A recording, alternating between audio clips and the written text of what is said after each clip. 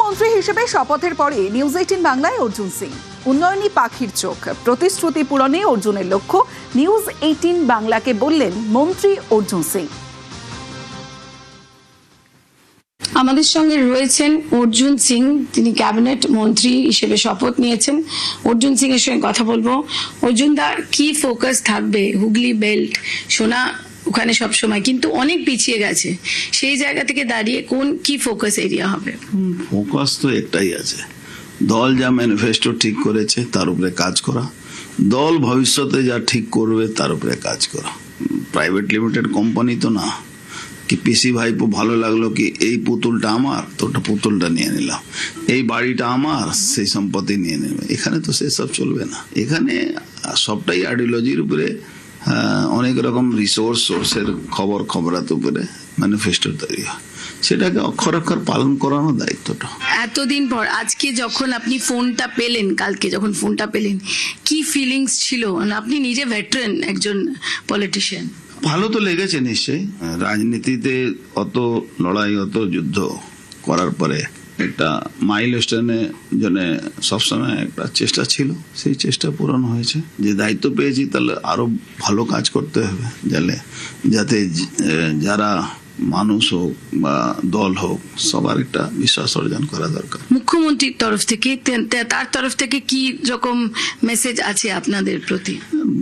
মুখ্যমন্ত্রী 11টার সময় বুধবারে ক্যাবিনেট ডেকেছেন, ওখানে ফয়সলা করবেন কাকে কি দফতর দেবেন। উনার ইনস্ট্রাকশন উপরে আমাদের কাজ করতে হবে। আপনি অনেক খেটেছেন তৃণমূলের যখন আপনি ছিলেন তখনও, কিন্তু আপনি কি তখন মনে হয় যে তখনই আপনার মন্ত্রী হওয়া ছিল, তখন আপনি দাম পাননি?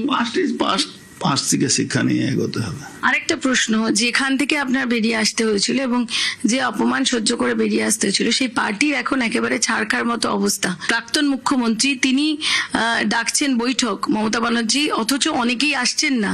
সেই জায়গা থেকে দাঁড়িয়ে কি মনে হয়? যে হাইকোর্টের বিরুদ্ধে পোস্টার লাগানো হতো জাস্টিসের বিরুদ্ধে, সেই হাইকোর্টে চোর চোরের স্লোগান শুনতে হচ্ছে।